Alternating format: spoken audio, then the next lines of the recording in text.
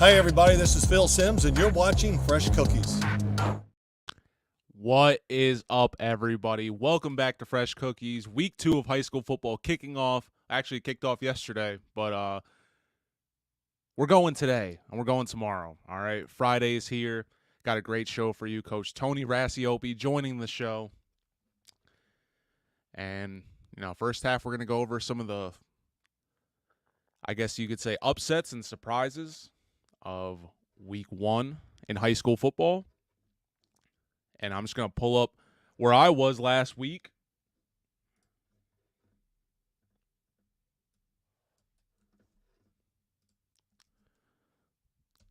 Hope you guys are doing great today.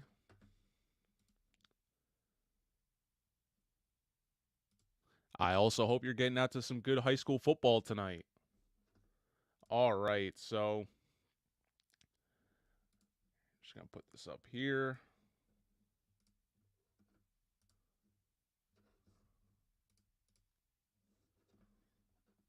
All right. Let's fix that. All right, so last Friday went to a little rivalry game. North Brunswick, South Brunswick.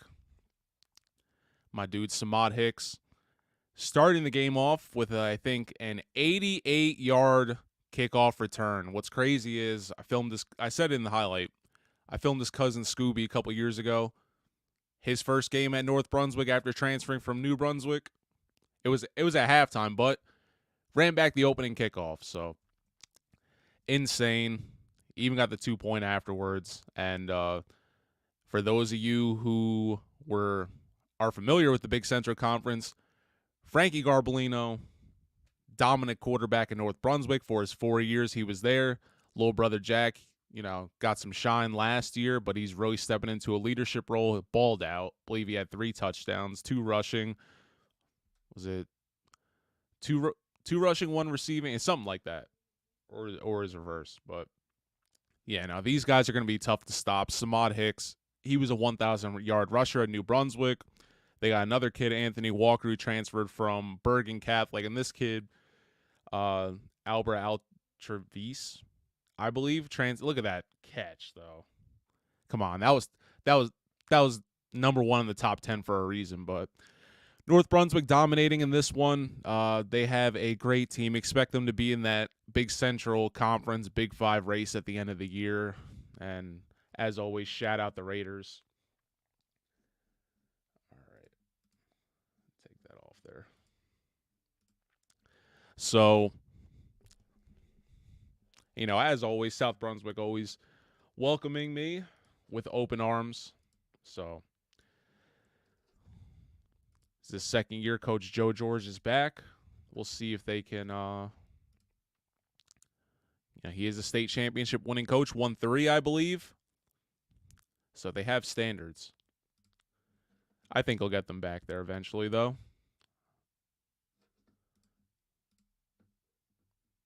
All right, so that was Friday. On Saturday, a little bit of a hotter one, and I only stepped outside for about 20 minutes. Instant sweat, so shout out to anybody that's willfully, well, I wouldn't say willfully because I love football, but if you're just spectating tonight at football, you're a real one. It's hot out there. So, Saturday, little rivalry matchup, soft rivalry, like it's getting there. But Hillside and Bernards, Coach Grant, my guy, you don't have to see me there on the screen, but Coach Grant, my guy, Coach John Simonson, I thought he was going to coach like this. Unfortunately, they didn't let him, but right after the game, sleeves came off. But Hillside got out to a hot start. I say they have a lot of athletes. It's your first game, and it's hot, cramping, penalties. It's going to happen. But both of these teams, with favorable schedules, they should really run through their schedules. Obviously, they have, one or two that are going to be hard. But for the most part, I expect both of these teams to have good records at the end of the year. So to open with your toughest rival, and like I said, they've done this matchup for a while now, and it's gotten pretty good. It was a lot of emotions. Field was interesting. There's when you kick an extra point on this side where it's shaded, there's no net, no nothing, so it just goes into somebody's backyard. And look, you can see it right here. These kids that were tasked with trying to get that shit every single time. But yeah, at first it looked like Hillside was just gonna come out and roll these guys. They have a UConn commit on the offensive line, Nery Rodriguez, and like I said, they just have a lot of athletes. But Bernard's and their quarterback Connor Laverty, I've been looking at his numbers, but to see him in person, and look at this catch. Come on. Enjoy your youth, because even sneezing the wrong way past 30, you're throwing out your back. So that's the homie right there. That is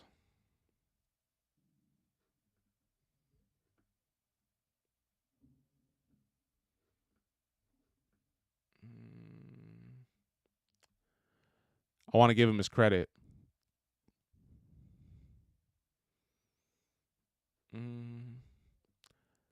Darvenz Tunis, I believe that's his name. I'm probably saying it wrong, but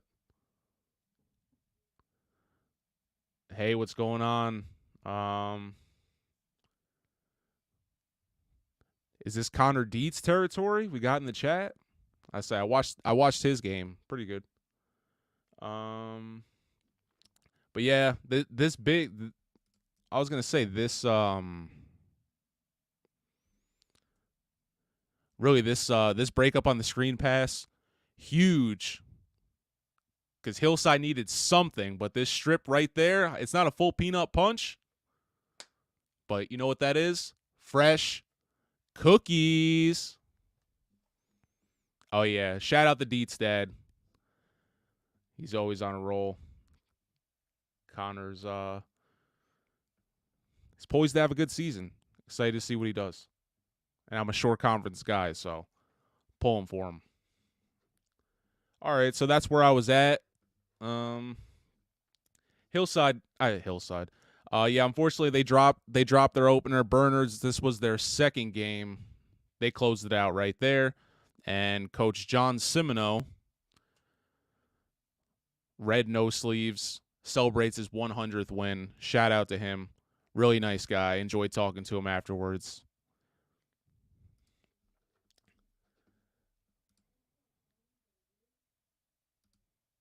Yeah, Coach Racioppi. You gotta say you'll see in our interview, but he somehow finds these guys. That's why he's the number one quarterback coach in the state. One of the top in the country. So yeah, we'll get more into today and tomorrow's matchups, but as promised, I do have an interview with Coach Tony Raccioppi.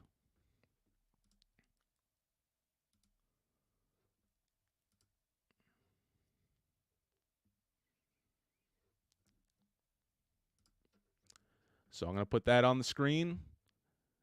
And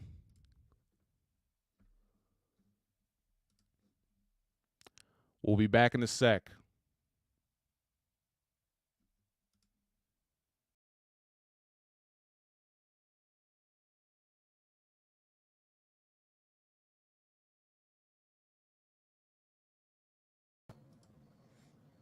All right. Today's guest is a two-time All-American, quarterback coach to the stars.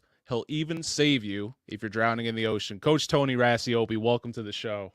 Appreciate you having me.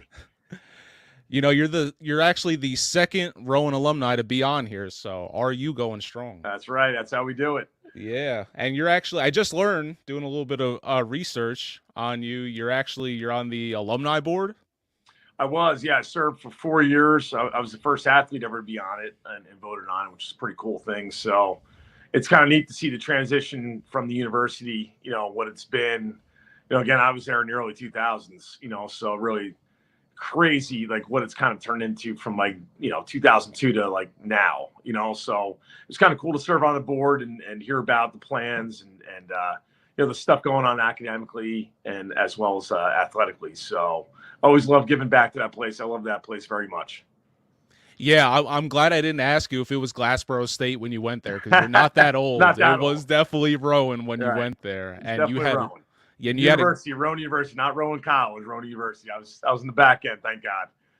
Yeah, that's great. Yeah, and you did a lot of great things, man. While you're there, you're probably the most respected football player to ever go through that program. Just for people who don't know, talk about a little bit of what you did at RU. So I was a transfer. I was, a lot of my experience as a player, it's only helped me coaching. So I was a highly recruited player coming out of high school at Red Bank Regional down the shore. I was a 3-sport guy. My best sport obviously was football. So I committed to the University of Maryland as a junior, and then their staff got fired my senior year. So I really didn't know what to do. So I ended up committing to Tennessee Tech and playing at Tennessee Tech for a year and a half and just missed home a little bit. It wasn't really what I was kind of looking for from an academic standpoint as well as athletic standpoint. So came home and had some decisions to make at that time. I mean, that's when we were rolling at Rowan. We were, it felt like in the finals every single year, and obviously didn't win it once, but, kind of, playing for it every single year and turning out great players. And Casey Keeler was the coach at the time, who's, will go down as probably one of the best coaches in college football history from a win-loss standpoint. So transferred there and we were pro style my sophomore year, and then we kind of switched to this spread up tempo offense my junior year when kind of starting getting big in the early 2000s, and really no one knew how to defend it. So it was a blast. I had a lot of great players around me and a great coaching staff that coached me, and finished the year with 47 touchdown passes, which led the country all levels, which was 5th all time in NCAA history at the time, and just under 4,000 yards, which again led the country at all levels. And so it opened a lot of doors for me. I came back, had a really good senior year, not as good as junior year, but still a really good, really dominant year. And within 2 years, I threw for 8,000 yards and 85 touchdowns. So it was a blast, and it got me shots to play pro, So I was a free agent guy with the Jets and Dolphins, as well as played overseas and played arena football. So, for a 4 to 5 year window there, I was in and out of camps and trying out and flying in, and I kind of live in that world, which was again good for me to coach because I learned so much. And I jumped into coaching after that. So I GA'd at 2006 for Al Golden at Temple, and I thought I wanted to be a Division I coach at that time, and found out about the hours and the time and all the things that go into that and the sacrifice. And for me, the people that influenced me the most in my life were my teachers and coaches in high school. So it always seemed like they were always happy. It was like teach, coach, and in the summertime you went to the beach with your family, and it was a really balanced life. So what I've always kind of looked for. So I jumped into teaching and coaching, and haven't really turned back since. So going into my 19th year teaching health and phys ed, I was at Union High School, was at Long Branch High School, and now still at Franklin, going on year 15 and a half at Franklin. I was a mid-year guy. So coached football, coached basketball, coached baseball, coached track, been a head coach of all at some point, and going to my 7th year now at the Hunt School, which is an amazing experience. Todd Smith's one of the best coaches in high school football, and be able to team up with him and kind of help him run his program. And it's been a blast. We've had some great teams and some great players. And so it's been a lot of fun, So it's the kind of funny thing about me is, like, from a training standpoint, from my experience as a player, 1, 2, I've been teaching so long in the classroom, and 3, I've coached multiple sports for so long. So I really jumped into the training side of things from a quarterback standpoint, probably about 11 years ago, 10 years ago. So I was kind of later in the game than a lot of guys have been doing this for a living, So, but I feel like it's only helped me be one of the best in the country because of my experience, again, as a player, as a teacher, as a coach. It's just kind of keep the main things the main thing when it comes to, fundamentals and footwork and how to throw the football correctly. And so it's been a blast. It's not it's not a quiet year. It's not a dull year at any time. So it's a lot. It's a busy year. It's a lot of action, but I love doing it. And you know, nothing beats knowing that you found the right job for you. Definitely, man. And like I love that you explained kind of the balance, because that's kind of what it's all about. I always see you in the you really don't even have an off season, because you're always posting videos. You're somewhere, so you're teaming up with somebody, and you're also in a unique situation because you're the quarterback coach at the Hun School, which is, I don't know if you saw my preview I did on you guys, but I mean it when I say you guys are a national powerhouse. I mean, I appreciate that. Anybody who doesn't know the Hun School of Princeton, they're up there with the IMGs, not the Bishop Sycamores, but they do all right for themselves. Right. Maple League champs damn near every year, and you're always very kind, the entire fan base school. So I always love going there. I appreciate you. Yeah, appreciate having you and all the work you do and all the work you do, for everybody. So it's been a blast to kind of see your career, and obviously, Jersey Sports Zone and the whole deal. It's been pretty neat. Yeah, appreciate that. And like I say, you're in a unique situation because you're a quarterback coach at the Hun School, but really you're a quarterback coach to a lot of guys and some professional guys. And, you do great work at a Test Football. Shout out to them. You're always, I know you work with a lot of pro guys. I know RG3. I don't know if he's still over there, but I know, shout out to them. I know you do a lot of work with them. And this upcoming NFL season, you got a couple guys, specifically one taking snaps in Pittsburgh, Kenny Pickett. Talk about what was that experience like to watch his career just keep blossoming to, the highest basically it could go, quarterback of the Pittsburgh Steelers. It's been pretty cool, and in a lot of ways, first thing is you just know how talented he is. He's a tremendous player.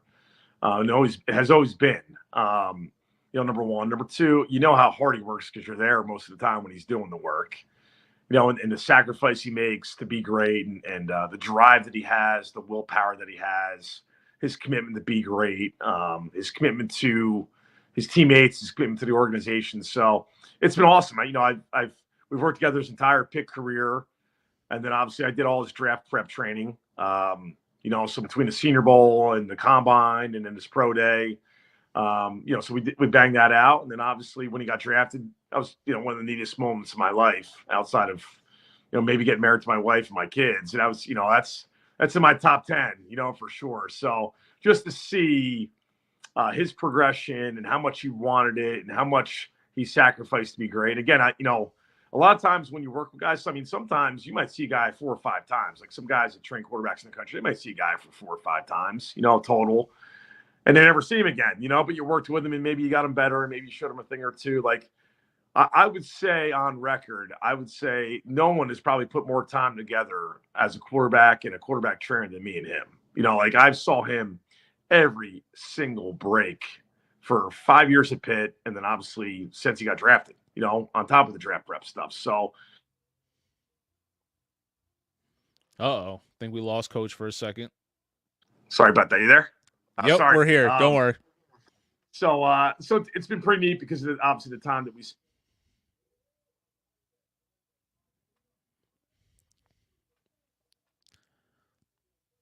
1 second.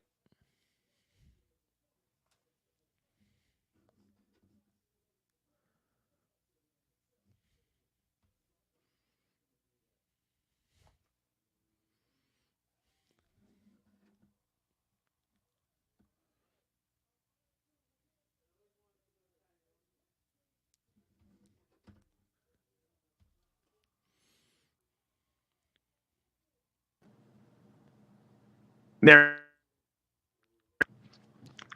There you are. Yeah, I say now you're back. We got you. All right, perfect. Sorry about that. No, it's okay. I was just gonna start, just filling you in here. Yeah. So yeah, you said 5 years at Pitt, and then obviously since he's been in Pittsburgh.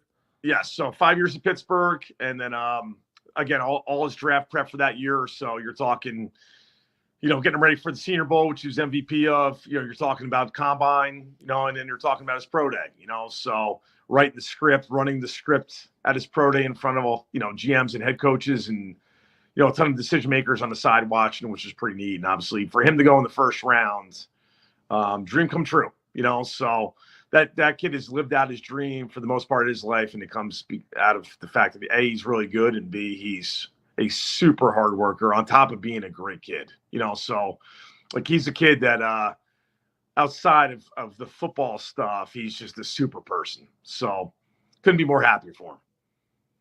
Yeah, and he steps into, listen, to be a starting quarterback or just play quarterback for any organization is great, but to be in Pittsburgh, and you're coming in after probably the second most beloved Steelers quarterback, in Sure. Roethlisberger, but next to Teddy Bradshaw, and you're competing with Mitch Trubisky, from which personally, I always thought he was good. So he really earned that spot.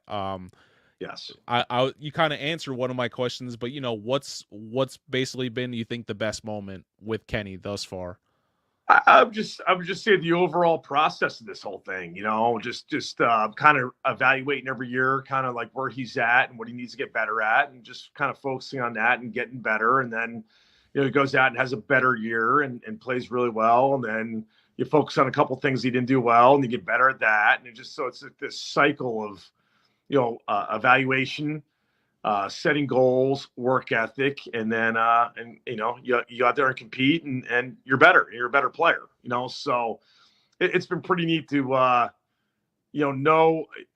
always known he's been a great player and always known how special he is as a person, and it's neat to see everybody kind of finally see that now. It's kind of funny watching ESPN now or NFL Network, and everybody's on the train now. As far as you see everybody kind of vote him as like, the upcoming player or all these positive things. And they weren't saying those things last year at times, or they weren't saying that when he was at Pittsburgh at times. So it's kind of neat, the fact that he's kind of worked himself into, what I think is going to be probably top 10 quarterbacks in the NFL. And then, in the near future, probably a top 5 quarterback in the NFL. I mean, that's where this thing's going to go with him. And it's pretty neat to be there, obviously, on the ride with him. Yeah, you touched on that a little bit. Did you kind of give him any pointers, or you think he was kind of already so seasoned at this level that he was able to just kind of accept criticism? Like, did he ever talk about how he dealt with that and how he's just kind of moving forward? He's always been a very confident kid. Like everybody always says, he kind of has the it factor. And he has this like swagger to him. And I've always just told people, like I did an interview with NFL Network today. And I'm on Pittsburgh Radio tomorrow, and they're going to ask me the same thing over and over again. It's like, where does that it come from? Where does that swagger come from? And it's honestly, it just comes from the fact that he works, and he's prepared for every situation, and he knows he is, so, and if it doesn't work out, because, you're never 100% in these things, you learn from it and you move on. And it doesn't mean the next situation won't be a great situation for you. So he's always ready to go. Like there's, nobody worked harder than he and we did this offseason. Like I don't care. You name an NFL player and nobody worked harder than Kenny Pickett this offseason. So whether that was the weight room, whether that was, studying the playbook, whether that's getting together with teammates, and obviously, I saw him February, March, April, so 3 months there, nice window of 2 to 3 months training wise. Then he did his offseason stuff there, the OTAs and mini camps and stuff. And then came back, and then I saw him again for another 2 months, and he was back in the training camp, so he's ready to go, and I think they're ready to go, and it's going to be a really neat experience to kind of see what they do starting this Sunday. Yeah, and shout out to Kenny, except when he plays New England. I might have to go against them for that one, but bright things for this, for this kid. He's not a kid; he's a man. He's in the league. He's starting, and you guys are kind of in the same neck of the woods, correct? You say you're a Red Bank guy. I think they say you played at Ocean Township. Yeah, I played at Ocean for 2 years. So long story short, so my next door neighbor growing up in Ocean Township was Casey Pickett, Kenny's mom. So that's how long I've known their family, like legit next door. So again, that's how long I've kind of known them. And Kenny's dad, Ken, was a fantastic player. He was an all-state player at Ocean and Hall of Fame linebacker in college. And so it's in the bloodlines there. They're great athletes in that family, and they're great people. That's awesome. And his wife was she a soccer or a lax star? I know she Soccer. Okay. Was a fantastic soccer player at Wall, and obviously went to Princeton University and played and graduated. So they're just their wedding was this year. Awesome. Which in June, which was a blast to go celebrate those two and the people they are, not just the athletes, but the people they are was a neat experience. Yeah, and it's all doesn't matter who it is, even Isaiah Pacheco. Whenever they say New Jersey, I think it's so cool, especially when they mention the town. So right, big things ahead for Kenny. Now, like I said, I know you work with a lot of guys. I know you were at a Giants preseason game for Tommy. Is there anybody else in the NFL that you work with or that we should kind of know about that maybe you've seen? So I had Sean Clifford this year for the NFL draft prep for Penn State. Penn State's all-time leading passer. So he was drafted in the 5th round by the Green Bay Packers, went and won the 2nd job. So he's the backup quarterback there, which is pretty neat as a rookie. So I'm excited for Sean. Tyson Bagent worked with me his junior and senior year in college. He's the all-time leading passer in NCAA history. So Tyson's the backup quarterback for the Chicago Bears. So that's always neat. And then, a ton of guys that are just, practice squad guys. And so I got 13 guys in the NFL right now between active rosters and practice squad. So it's a tough business, and you never know. It's week to week, day to day in that world. And, you feel for all those guys. I was that guy at one point in my life, so it's like I said, you never know, it's just to be a practice squad guy is so hard, and to, like you look at, Tommy DeVito, I had this year for the draft as well as this entire offseason. So I had him really for 6-7 months. For him to make, the practice squad for the Giants. I mean, Jersey kid, born and raised in North Jersey, Don Bosco, fired up for him. It's so hard to make it, So it's a dream of all these guys. And what I've always loved about the draft is that, you spend so much time with them, one, because they're there to train your facility at, like our guys come to test football. And two, you're kind of attaching yourself to a lifelong dream, so there's a lot of pressure with that, but at the same time, it's one of the neatest experiences ever. Like this year, with Sean getting drafted and, Tommy calls me and FaceTimes me and he's like crying his eyes out and he picks up his hat and he shows me the Giant hat because that's where he was going to sign, obviously.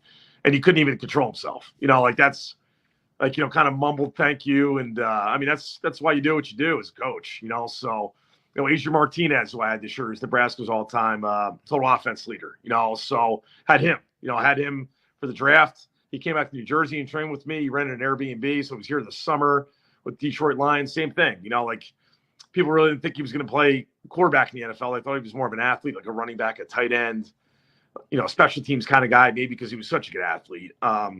He signed a contract with Detroit Lions, so again, you're attaching yourself to these guys' dreams and helping them reach them. And, again, nothing beats it, whether it's a practice squad guy or a backup guy or a late round guy or, in Kenny's case, a first round pick, and a franchise guy. Yeah. And I didn't even know you work with Martinez. That's awesome. He is a great athlete. Yes. So with all and I totally agree with you, even being on the practice squad, I mean, it's incredibly hard to do. There's only 32 starting 32. jobs. Yep, and that's right. It's the greatest job in the world. Now, with all how does that make watching football on TV? Does it kind of make you anxious because you can't call, you might not be able to call something in, or what's it like watching football with Coach Racioppi? Obviously when you play the position and then you coach it, you're always critiquing something, right? You're trying to watch the defense or watch the scheme on offense. Maybe maybe you see a good play, you're trying to steal it and bring it back to the Hun school and see how it kind of fits your personnel. So I think the hardest piece is when you have so many quarterbacks like I do. It's a stressful Saturday and Sunday, between the college guys that I've had over the years. and then obviously the NFL season, so it's, you want to watch the game and enjoy it, but you feel like, you have 35 sons, so, and, just the reality of it is within a day, some of the guys are going to play lights out. Some of the guys are going to play okay. And some of those guys, might have tough games and they might not play well and they might have a tough loss and they're at home and they get booed and they're going through it, so it's easy to send a text. I always say after a game, after a 4-touchdown, 300-yard game as a passer, you got to make the phone call to the guy that threw 3 picks and they lost, 24-7 and they didn't play well, so you got to be there for those guys. And especially with, the fan bases these days and social media and there's so many ways to get to the athlete now that wasn't that way 15, 20 years ago. Like, when I played, it wasn't, if I had a bad game, I didn't have to hear about it a million times from people on my phone, so, the reality is nowadays, the phone just doesn't stop. Like, Trace McSorley's been a client of mine for 4 years, is with me again this week because the Patriots let him go. He was released, so I thought we were going to keep him just for the record. I thought we were going to keep him. Yeah. So he was at Hunt School football practice this week with us, which was pretty neat for the kids to see him. But again, talking to him, he's like, it's just, I said, could you talk to the quarterbacks for me about a couple things, my guys? And he's like, sure. So, one of our guys asked him, like, how do you deal with social media? And he said, he goes, I just got cut from the Patriots and I probably have 50 DMs of people, saying just like the worst things you could possibly say to a human being to me, and, my social media DMs are filled up with just people doing that, so it's, you kind of just shake your head and delete. But my point is you still read it, it's still there, so you're human. And, so I would say to answer your question, long-winded is, enjoy, love the sport, but at the same time, it's tough. Like I'm going to Pittsburgh this weekend. I'll be in the stands for opening week versus the Niners, who's, could be one of the top 5 teams in the NFL, right? Bosa obviously signed his contract today. So he's going to be playing defensive end, chasing Kenny. So, it's a fun day, but at the same time, it's a very stressful day. Yeah, I can imagine. I might have one of my former guys going for the Niners in that one, Jair Brown from Penn State. I'm not sure if you met him or not, but he went to Trenton Central High School. Okay. Great story. Went to Lackawanna Junior College. No offers. He was rumored might maybe go to the Army, but he worked with his mom for a little bit. Like you say, he got an offer at Lackawanna, walked on at Penn State, became a captain.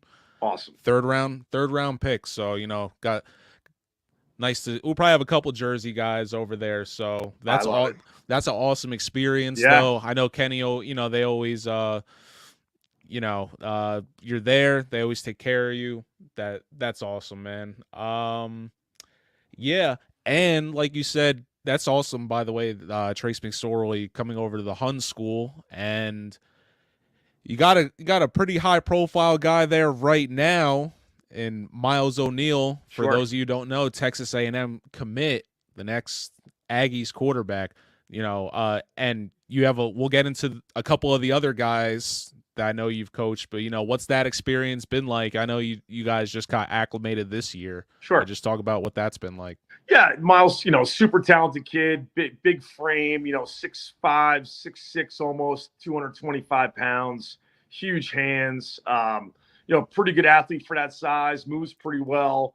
And I would say on the record, one of the best high school arms I've ever seen in my life in person. And I've been around some guys in my career, so he's special. The way he throws the football and his ability to, throw it hard, throw it touch, throw it far. His deep ball it's 65, 70 yards, just kind of flicking the wrist. It's elite, So I brought him probably at the end of July there when guys were about to go to camp. I had 5 NFL guys in a workout with me, and I brought him. He was the 6th quarterback of the workout, and he fit in. I was probably say 15 minutes in a workout. Most of the NFL guys were like, "Coach, this kid can hang with us." So. I mean, it's one thing when you're the coach, right, and you're emotionally attached to the athlete. But when those guys say it, just by watching it, he's a special kid and a special talent. And Texas A&M is getting a great player, So we're excited for him, and obviously to play for Jimbo Fisher and Bobby Petrino, guys who I've known for a long time in the coaching profession. I mean, that's a pretty good deal as a quarterback, right? You got two great ones, not one, two great quarterback developers and offensive guys and pro style guys. It's a great fit for him. Yeah, and when I talk to him, it looks like he's getting pretty acclimated with Jersey. I think he probably thinks we're nuts with the coverage. I mean, he got filmed in a 7-on-7, and you got camera crews over there, and he's coming over.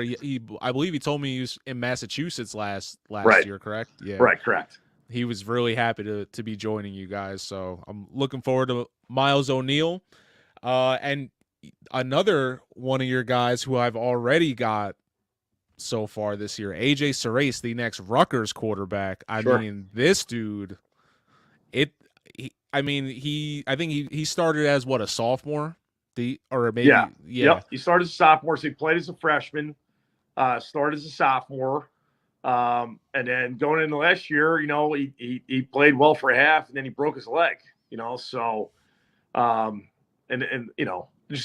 so he missed some weeks. But that's how tough AJ is, and the competitor AJ is. I mean, AJ just put a couple of braces on it and rolled out there, just on one leg, pretty much willed his team to win, and threw for a ton of yards and touchdowns for Notre Dame last year. And obviously, he's gotten off to a hot start, but I'm not surprised one bit. I mean, AJ's been with me since he's been in 7th grade, so it was this little guy that was, Bob Sarace, whose dad is a mentor of mine, one of the best college football coaches in America at all levels. So to live in that household and be raised by him and be around all those Princeton quarterbacks from the time he was, a little guy, and soaking up that information and watching, really good coaches coach and all the great quarterbacks they had at Princeton. I mean, he's been in that room forever, so he was really advanced at every stage of this process mentally. And he was this little guy when he was in 7th grade. I mean, he could throw it, he could spin it, and he had a really good arm at that age, but he was tiny, so didn't really know where that was going to go. Sometimes they're 5'9" seniors, right? So they just don't grow, so you just didn't know how that was going to happen. And, he just kind of willed himself to being this, 6'1", probably almost 6'2" now. He's 205, 210 pounds, jacked up. I mean, he's a great player. And, Rutgers got a steal. Rutgers got a really good one. They got him at the right time. I think that, a lot of people kind of fell off from recruiting wise. He had a ton of offers, but because of the broken leg and the film was okay last year, it wasn't like, wow, it was good, but it wasn't, again, a top tier film because of that. And it wasn't his fault. It was because he played on one leg, so, people kind of question his mobility at times. And I'm like, God. Uh-oh. There we go. Sorry. Too many phone calls right now. So, but I appreciate you making time. So it's been neat to see because, again, he's got a lot of similar qualities to Kenny Pickett. Like, I'll be honest with you, he's a very he's very driven. He's very competitive. He's like to the average human being, they're psychos when it comes to like work ethic. Like the average person, you think they're nuts. To them, it's just normal. So he's very similar to that. Like I could throw at 6 a.m. tomorrow, and if I told him to be there, he'd be there, so, and it wasn't like I'd have to beg him to come, so he's a hard worker, and he's always doing something, and whether it's in the weight room or watching the film with dad or his coaches there at Notre Dame. And obviously, from the fundamentals and footwork that we've spent time together since he was in 7th grade. So it's been pretty neat to watch him kind of turn into one of the best quarterbacks in the country. I don't care what people say. I don't need, 247 or Rivals to tell me what kind of star he is. That kid's a 5-star to me. I don't care what people say. So he's a special kid and a special talent. Absolutely. I'm going to play a clip right now, and I just want to get your reaction afterwards. But this was his first game of the year against a team that lost it in a playoff semifinal.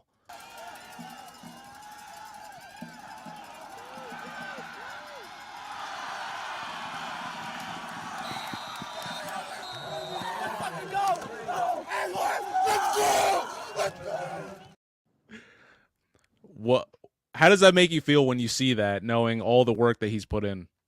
Yeah, like I said, I mean, he's the kid that's up at 5:30 a.m. lifting in his basement, without anybody telling him to do that, So he's put it in. He deserves everything he gets coming along the way here, and whatever Notre Dame does as a team, great. Whatever comes across his path as far as being all conference and all state and all those kind of things, he deserves it all because he's a special kid and a special talent, like I said. But his work ethic is just different in a positive way. And like I said, the great ones that I've had at every level have had that special quality where they're obsessed with improving and they're obsessed with competition. And he's no different in the great ones that I've had. Yeah, and it's great. He's one player I've really watched his his progression, not only as a player but just as a person. It's so great to see him. He's always been a leader, but in the 2 times that I've interviewed him so far this year, it's just completely different. Yes. And I'm just happy for him. I'm like, that's awesome, man. That you're like he really just kind of not figured it out, but you can just tell he's in complete control. He's the man in that situation. Sure. So. Well, people forget when these kids are highly recruited and they commit to these programs, like they're kids still. There's a process to this. As they turn into young adults, they go from these kids to they're expected to be men and they're 15, 16 years old. They're just sometimes physically they're not ready to be that, or mentally they're not ready to be that. So, yeah, I mean, I would say over the last year and a half, AJ physically is really filled out. One, but two, also, like you said, I mean, it's been pretty neat to watch him mature and become the, man, pretty much, and the way he handles himself, the way he speaks, and the leader that he is, like you said, I mean, he's in charge, and I know when he gets to Rutgers, he's going to mix it up early in that quarterback room and be a leader early in that program. Yeah, and for people watching that clip, I don't know how he is around you. I know he's super competitive, but that's almost like that's his alter ego. He's so well-mannered. I always say he's like the high school Tom Brady in a way. The kid's always throwing. He's always doing something to kind of get the edge. But it's great to see him, kind of just be himself and be that competitive guy. Yes. And Coach works with so many different guys. Somebody that I covered for about 2 or 3 years is now at Iowa, Marco Lainez III. That was a great ride as well. For those who don't know, just talk about Marco a little bit. Yes, I got my Hawkeye hat on here now, representing the Hawks. So I'm just super proud of him. Again, he came to us as a sophomore at the Hun School, and he had high goals, and he worked himself into being one of the top 20 recruited quarterbacks in the country in his class, and playing at the University of Iowa, for Hall of Fame coach and Kirk Ferentz. I've been lucky enough to coach the last 2 starting quarterbacks at Iowa, and Nate Stanley, he was a 3-year starter and all Big Ten quarterback there, who I trained for the draft and trained him. He was drafted by the Minnesota Vikings, and I trained him at pretty much every offseason that he played. And then Spencer Petras was a 3-year starter there, who I trained Spencer for the last 3 years. So it's been kind of neat to be close to that program because of all the quarterbacks that I've obviously worked with, and he fits into that culture. It's a blue collar, hardworking culture. Tough-minded guys, team guys, high character guys, and that's Marco Lainez to a T. And he's just a baller. He's going to beat you with his feet. He's going to beat you with his mind. He's going to beat you with his arm. He's a trifecta, as I say. Some guys could just throw it, and some guys could just run it, and some guys see the field really well, but kind of lack the arm talent. He's got all three. So I'm excited for him, and he's redshirting right now, probably on a really good Iowa team that's a top 25 team, and hopefully he's in the mix in the spring for the backup job with Cade McNamara be there as going into his senior year. And then, hopefully Mac takes that job as a 3-year starter, which would be my third 3-year starter in a row at Iowa. Yeah, and obviously the landscape of college football is so different from when you were there. Sure. with how easy it is to transfer and all that stuff. Does that kind of play into anything like that you tell your players, like your off-season training? How is the game and the regulations? Those changes, is it affecting you at all as a coach? I think it's hard. I think the biggest thing you see is because of the transfer portal. There's just less high school kids getting scholarships. So, whereas, kids that maybe 6-7 years ago were good enough to be FCS scholarship quarterbacks and play, the CAA or the Patriot League, or, those spots are now being filled up by Power 5 kids moving down to play right away. That aren't the third string quarterback in an Iowa or Wisconsin or, Michigan or those kind of places. There's just less money out there for these kids, and then obviously when you get to a place, sometimes you get there and you're a young guy and, you graduate as senior, and then next thing you know, they jump in a portal and they get another guy that can play right away, and they don't rich it. It's tough because I see both sides, right? I see the fact that, you should hang in there and compete and not run from competition. I believe in that, obviously, to my core. But at the same time, I've also been there. I've also been there when I wasn't allowed to compete. The reps weren't given. There was just no chance that you could possibly play. And when you feel that especially as a quarterback, because you can only play one, it's not like receiver or O-line where you're getting kind of rotated in and you kind of play. And you're maybe not happy with your reps, but at least you're seeing the field. At the quarterback position, there's one. So sometimes if you're the junior and a sophomore wins a job, what are you gonna do? That guy's gonna start for 3 years. You're gonna hang there and be his backup, or do you want to get on the field? So again, every situation's different. So I don't judge it as a kind of a blanket kind of thing, if that makes sense. Everybody's different. Every situation is different, but it's been tough. It's been tough to tell kids that, hey, 5 years ago, you're a scholarship quarterback. Now, there's no money for you, and you're gonna have to go play, Division II or Division III at a really good place, but still it's Division III and you're a scholarship kid and you probably should be at a higher level, but you're not because there's no room.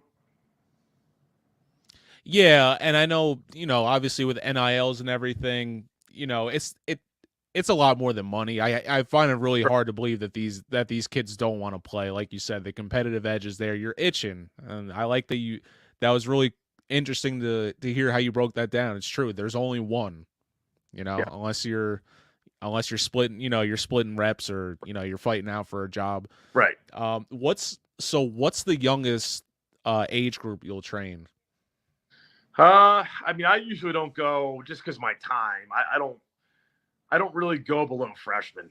I have two middle school kids that I work with who are they're super talented, and they're going to be some names you're going to know down the road for sure. But I just don't have time anymore between teaching and coaching and training really all the college and pro guys that I have.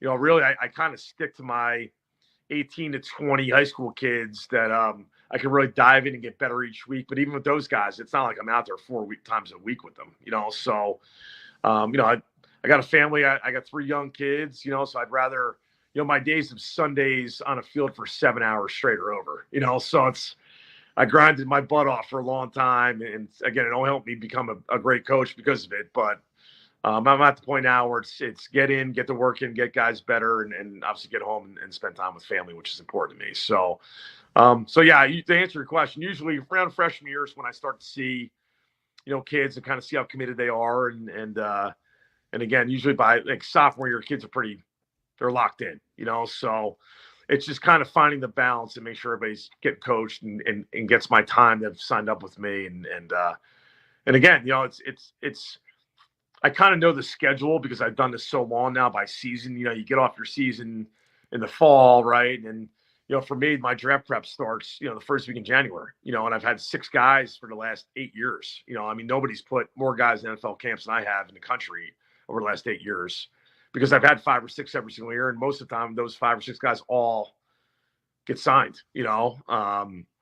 So it's finding the pockets of, doing the draft prep, and then, college guys kind of come in on their breaks, right? If they get a week off or 10 days off, they come see me for, they'll come out for 5 or 6 days, in Jersey from all over the country. And then, so you're kind of fitting the college guys in there when you can on their breaks. And then, the NFL guys come back in their off season. And then, the high school kids, kind of getting them ready for A, to improve, right? Number one, and B, you're getting ready for kind of college camps and get ready to throw for college coaches if they're good enough at their high schools. And then kind of run that into getting ready for their coaches in their season, whatever their offenses are that they play in and or whatever systems they in, kind of just getting them ready to be a great sophomore or a junior, whatever it is.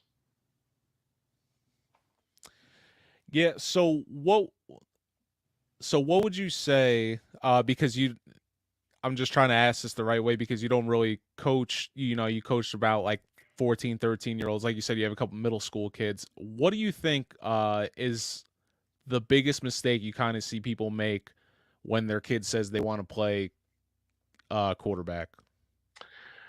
I'm a 3-sport guy. I believe in playing multiple sports as long as you can. I think the days of playing all 3 through 4 years in high school were tough. Can you do it? Yeah, you can do it. But especially if you're really good in one, if you want to kind of get better in that one. So, again, I was a 3-sport guy. Like I said, I was 11 varsity letters, football, basketball, baseball. And I always felt like those other sports made me a better athlete and made me a better quarterback, but playing point guard my entire life, seeing the court and the athleticism, the vision and leadership, always with the ball in your hands. And obviously I was a shortstop in pitcher baseball. So, I always felt like those things kind of prepared me to be a better quarterback, between the skills that kind of translate over 1 and 2, you're always competing, and you're leading and you're in tough situations all the time year round. And so I would say specializing maybe too early. Do I think it's okay to start, 8th grade, freshman year doing some stuff? Yeah. I mean, I have some kids obviously to do it, but it's one thing to do it on Sundays and play multiple sports than it is, don't play anything besides football and just train in the off season as an 8th grader, or a 7th grader or a 6th, you want them to kind of, you never know, right? You never know how this thing's going to go. I mean, how many times we've had basketball kids that turned into Division I football players, that thought they were Division I basketball players when they were, tall kids and they were freshmen and sophomores and they thought they were going to go, the Duke or North Carolina play basketball. And next thing they know that you turn into, 6'6", 235-pound tight end. And, we've had plenty at the Hunt School, that have come to us and look like basketball guys and love basketball. And, by senior year, they're a 25 offer tight end or a defensive end, so you never know. Yeah. And what's some advice you think you would give, some unique advice that you would give to a young quarterback that maybe they wouldn't normally hear that, is just something you picked up along the way? I would say play as many sports as you possibly can. I would say focus on improvement, and focus on competing. If it matters to you, you're going to work at it 1 and 2. When it's game day, you care about winning. You're obsessed with it, and if you don't win, you're pissed. And find a way to fix that and win the next one. So that's my advice. My advice is to play as many sports as possible, get involved. Learn to love it, learn to work, learn to be a great teammate, be obsessed with improvement and be obsessed with competition. And like I said, I've said it a couple times over the last 45 minutes, like all the great ones that I've had, whether it was high school, college, or in the NFL, those are the 2 qualities they all kind of have. They're all different shapes and sizes and abilities, and traits, physical traits, but they're all kind of wired that way, if that makes sense. They just want to work, and they want to get better every single day. And, when the scoreboard turns on, they're obsessed with beating you. They're obsessed with winning. Yeah. And I know you love New Jersey athletics, just as I do. There's times I'll post a clip, you'll retweet it, and I'm like, he must have some type of hand dealing with this kid, and your range just stretches. And listen, New Jersey is coming. Every professional sport, I feel like I see somebody that either was there before I was there, or they had rumblings while I was there. Just for people who don't know, just tell New Jersey athletics. Just talk about that and the impact it's had in the last forever, but just in the last couple of years, seeing more New Jersey athletes in professional sports. I mean, if you look at my draft class last year, even, it's, Kenny went in the first round, right? But, Anthony Brown, who I've worked with for almost 9 years, He signed with the Ravens, and played in games last year. Jared Carantano, I've worked with for 5 years, from the University of Tennessee. Bergen Catholic guy, North Jersey guy. Signed with the Broncos last year, was on the active roster for a couple games in there. I mean, that's 3 guys right there, So, Tommy DeVito this year, New York Giants. So there's guys coming up, and it's been pretty neat. I mean, a couple things going through. I think there's an investment from people. I think they invest in getting the best for their kids. 1, 2, the high school coaching in New Jersey is fantastic.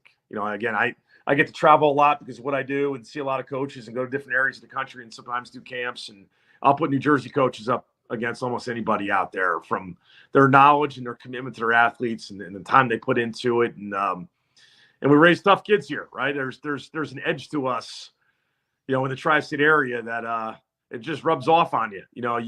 You're tough and you're mentally tough and you like to work and you like to compete. And there's an edge that we bring that's it's special. Is there any guys in high school this year that you kind of have your eye on that we should know about? Obviously Miles and AJ, right? I mean, you're talking about 2 kids they're not just 2 top kids in New Jersey. You're probably talking about 2 of the top 20 kids in America, So again, that's a special thing. Jack Moran, who's my 2025 quarterback, who's also, 6'5", 230, Maryland offer, UConn offer. He's probably going to be one of the top 25 kids in the Northeast, if not the East Coast. And definitely New Jersey, he'll be one of the top guys. And then there's a slew throughout. It's just, I think the cool thing about this is it's such a team game, as we know, so it's, right place, right time. And I've always said, the 3 Ps are kind of, that kind of shows you kind of what the quarterback season is going to be like, if that makes sense. So the 3 Ps are your personnel around you, your play caller, and your protection, right? So, a lot of times if I'm a quarterback, I can be a really talented dude. And if I don't have those 3 things around me, I'm not going to look very good, So just like if I have all 3 of those things around me and I'm a good player, but I'm not going to be an elite player, but I'm going to look pretty good because I have those 3 things around me. So I'm excited for all the guys that I had work with me this year. And most of them have gotten off to great starts for their high schools. And again, be a great player, be a great teammate, be a great leader for your team. Yeah, I won't keep you that much longer. I just kind of want to wrap up with you played the position. I know you have love and admiration for it. You explained it so well. It was great to get some insight. Is there – well, I know there's definitely some guys you keep an eye out for, but is there anybody in the NFL, or it could be multiple guys, that you're just like you kind of frequently check in, or you're kind of like, I should probably stop what I'm doing and I want to watch so-and-so? Who's somebody that you really like in the NFL? I mean, the neat thing for me is, so I've worked at Manning Passing Academy the last 10 years. And I'm one of the 4 coaches that the Mannings let coach the college kids on the field in between. So it's a high school camp, right? Really for high school quarterbacks. But they invite roughly the top 35 to 40 college quarterbacks in the country as counselors, 1. But 2, also they're there to work out for the Mannings and obviously anybody else that's in attendance. So I'm one of the 4 guys that let coach those guys in between the high school sessions. And so you name it, I've coached them over the last 10 years. And it's kind of neat to see a Joe Burrow and a Patrick Mahomes and, watch those guys and spend time with those guys and coach those guys for 4 days on the field and see kind of what they've turned into as players, and their careers have taken off like crazy. So I would say, Patrick obviously makes some throws that are crazy. Aaron Rodgers just does, things that you're just humanly not able to do, supposedly. So you love watching Burrow. You love, Josh Allen's just, Josh Allen's probably got the strongest arm I've ever seen in my life, honestly, in person. So he threw a ball 72 yards in the rain at camp on like a Saturday night, and I've never seen anything like it. And he's such a big dude and such a good athlete for being. He looks like a basketball player. He's 6'5.5". He's like 235, 240, but he can move. And very charismatic personality and like very alpha male to him. It's easy to see why they're great players, because they're super talented. They work their butt off, and it's just if those guys are playing, I'm stopping. Put it that way. Yeah, it's awesome to hear you say that about Josh Allen. I always kind of say he reminds me of like the upgraded kind of like Brock Osweiler, Yeah. because that dude was big, but Allen, he's just definitely. I'm nervous that we play Buffalo twice a year. It's definitely not fun. And Right. I in fantasy last year, I had #1 overall pick. That's who I took, and it worked out well. Love it. Yeah. Coach, thank you so much for coming on. I call you a guest, but obviously you're welcome to come back whenever you want. You could be our quarterback doctor.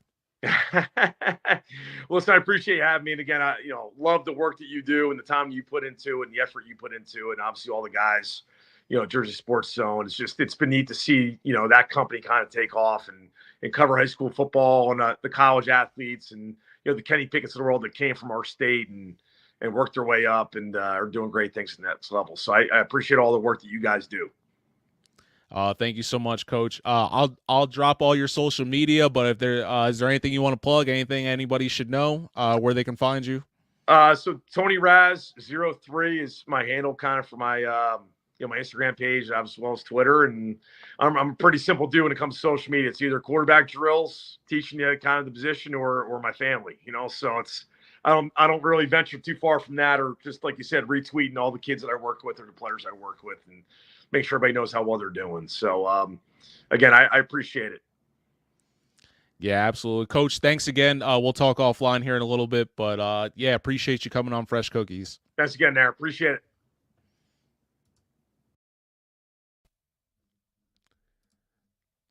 All right, there he was. Thank you so much for Coach Tony Raccioppi joining us.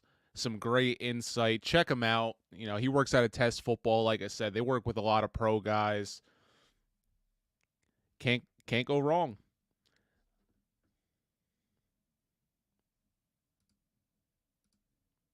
And just one of the best people to work with, even when I'm covering a game. Love to chat it up with Tone. Always got some great, like I said, great insight, great guy, and love that. Love how much he admires the game and he makes time for his family and has great balance. So, all right. So, like I said, we went over last week where I was going. Well, where I went last week, games that I covered. And that's actually going to factor in to this week's schedule. So let me pull up NJ.com's list.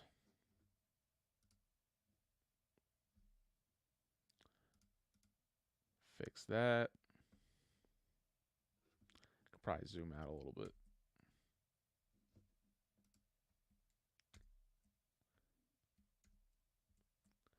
There we go. All right, so Friday,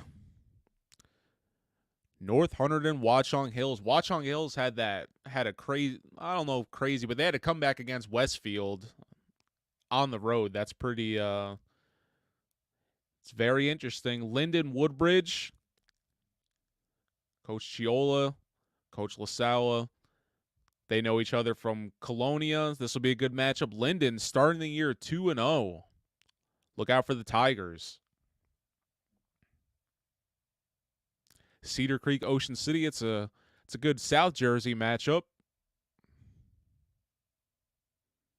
Franklin, Piscataway. Say that's a pretty. I don't know if that's a rivalry or not. If anybody knows, clue me in on that. But that's the proximity. Both teams off to a good start, I believe.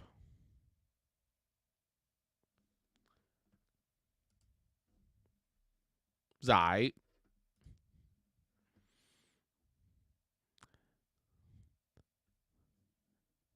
Had some P-Way fans trying to get me out there. I got to see if I can hook the Super Chiefs up. All right, Scotch Plains Fanwood at St. Thomas Aquinas. Shout out to the Holman brothers. Got to speak with both of them at Big Central Media Day. To Rig, we go back. I feel bad I didn't get you a summer preview. I'm going to try to get you at some point down the line here, maybe for Cranford. All right, Old Tappan at Northern Highlands. Jay Cook will be covering that one later.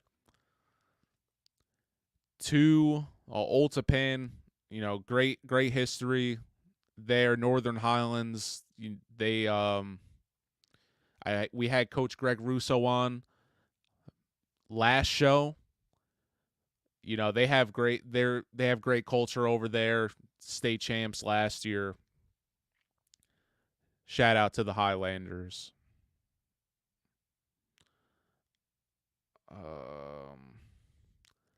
Let's see what else we got going on.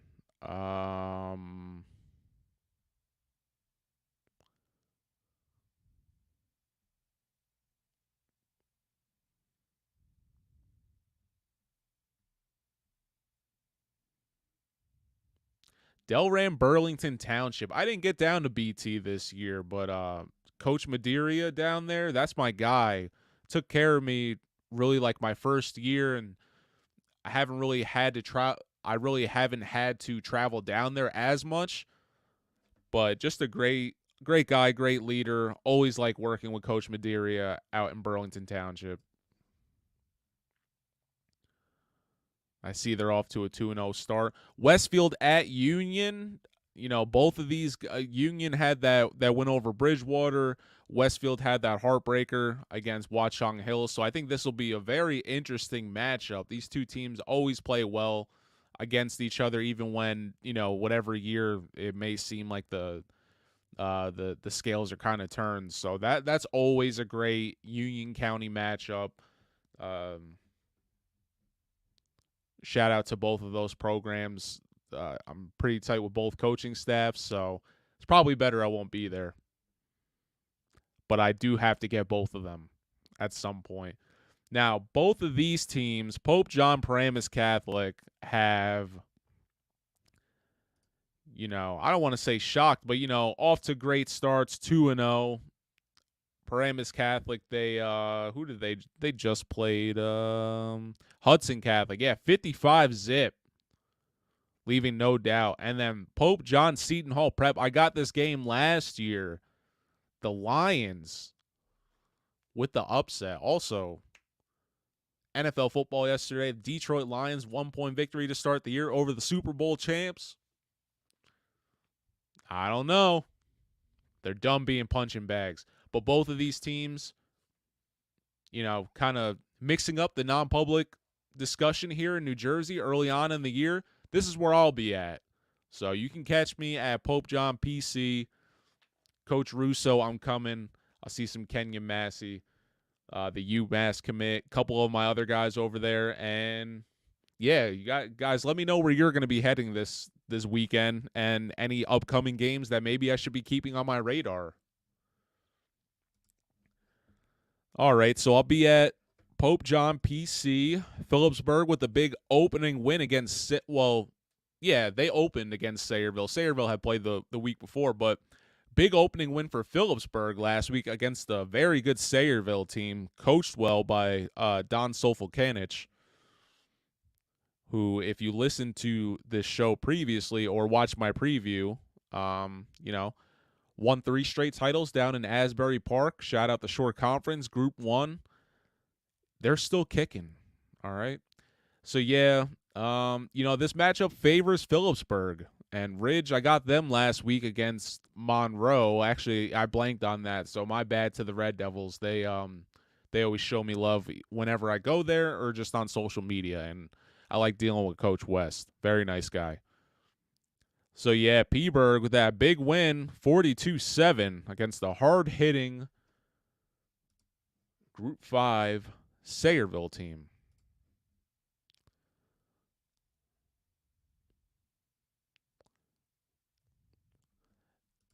Salem at Pleasantville. Summit at Cranford. Both 1-0. Little good proximity rivalry. I know these guys are going to play hard. Cranford Cougars, another one I have to pay a visit to. Also have an award for them. Plainfield Montgomery, off to good starts for both programs. Michael Schmelzer telling y'all, keep an eye on this kid. He can run. Edison at North Brunswick, that's a rematch of the sectional final from last year in which Edison beat North Brunswick at home. Probably a lot of emotions going into that game. North Brunswick will be hyped. I believe they have the roster advantage, though. That's not to say Edison isn't a contender. I just think, North Brunswick is kind of stacked early on here in the year. But you never know. Like I said, they beat them at home last year.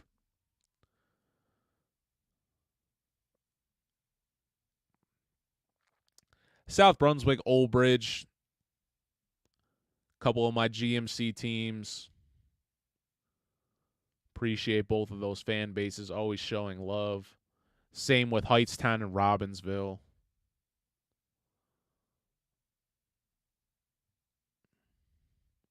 And my guys at West Orange, the 7:30 game. Who'd they lose to? Oh, yeah, they lost to Montclair. Montclair quarterback doing big things. I had to see him in person myself. So that's the Friday plan. Had a couple games yesterday. I don't believe anything really popping off like that. So that's the plan for Friday. Pope John at Paramus Catholic. It's going down in North Jersey. Certified movie. Now let's move over to Saturday. Del Barton at Malvern Prep.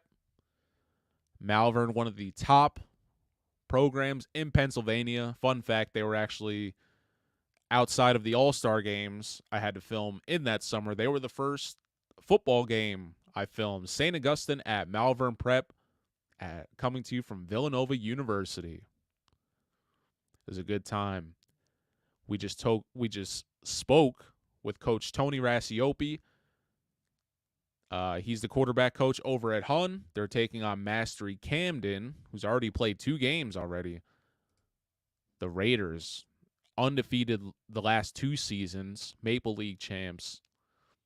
So much Division I talent. Miles O'Neill, the quarterback, going to Texas A&M.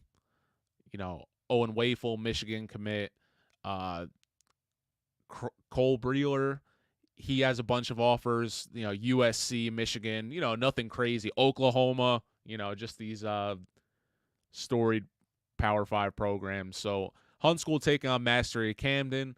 Probably going to pop out there just so I can get these guys on film before the season really picks up here. And if you look at the result from last year, they should win this one.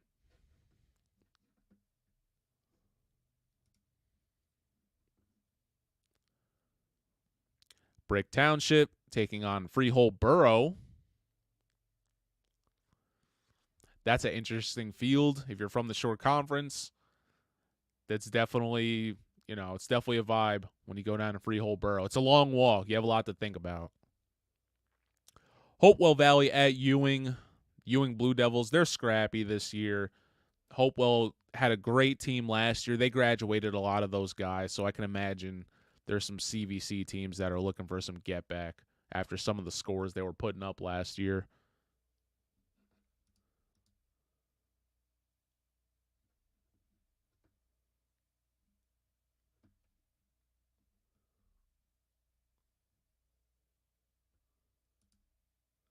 I am a Shore Conference guy. Keyport, I said Group 1. I say it's those battles on Jackson Street, nothing like them. No lights. Just straight Saturday mornings. Keyboard taking on Lakewood. My Red Raiders should blow them out. We'll see, though. Somerville, St. Joe's, Metuchen. These are 2 teams that I want to get going later on in the year. Might pop out to Somerville next week if they take on Montgomery. Joe's didn't get a ton of them last year, only once, so I gotta see what's brewing over there because they always have the record doesn't always speak to what they're doing. They always got a good program. Bosco, St. Joe's, Montvale. That's about to be a battle. Got to get out to Joe, see my guy. Yeah, Sin Willis, Pitt commit. He's about to tear it up. Poly Prep coming to Pingree. That's interesting. Irvington, a little bit of a slow start for the Blue Knights, 0-2, but they've also taken on some good talent, so I can't fault them. I think they'll turn it on eventually. Just a little bit of a rough start on offense for them. DePaul at St. Peter's Prep. You know, the reigning state champs going over to Caven Point, taking on a young prep team. You know, I think they'll get it together by the end of the season, but you know, so far for them, you know, hey, you're gonna play good teams. That's kind of what goes along with it. You know, St. Joe's Prep out in PA. Ridiculous. I'm trying to remember the game from last year where the kid scored like 6 first-half touchdowns, but insane. And NJ.com messed up with this one because Hillsborough and Bridgewater Raritan are going tonight, Friday night, at Borough. And that matchup between Hillsborough and Peaburg in a couple weeks at Rutgers is about to be crazy. We're going to have to do something for a Rumble on the Raritan.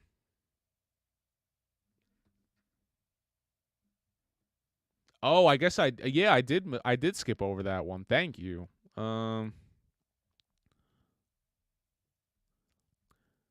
help in the chat. That's right. Tom's River. I gotta find it on here. I probably just glanced over it.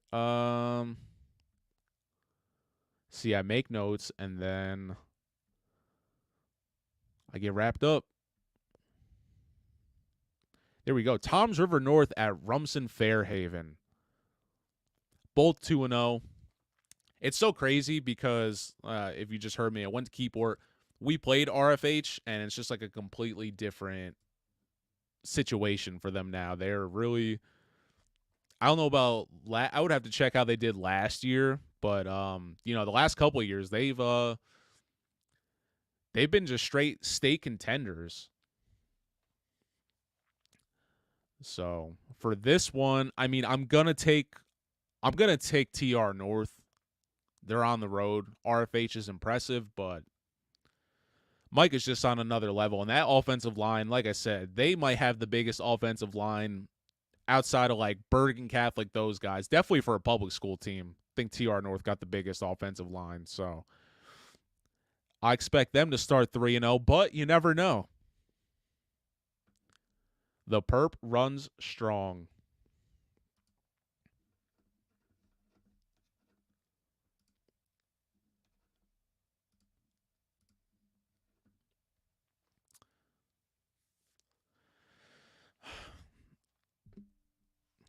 All right. Well, that's pretty much going to do our show. I appreciate everyone that was active in the chat. You know, shout out to Connor Dietz, Doug Dietz, being very active right now. Appreciate all the support. Best of luck to him. Thank you to Coach Tony Raccioppi coming on. Let me know in the comments where you guys are heading, any takes you have, anywhere I should be checking out, maybe somewhere or someone I've overlooked. So thank you guys. Appreciate it. And I hope you get out to some high school games this week. All right. Keep it locked right here. We'll be back with another show soon. Peace.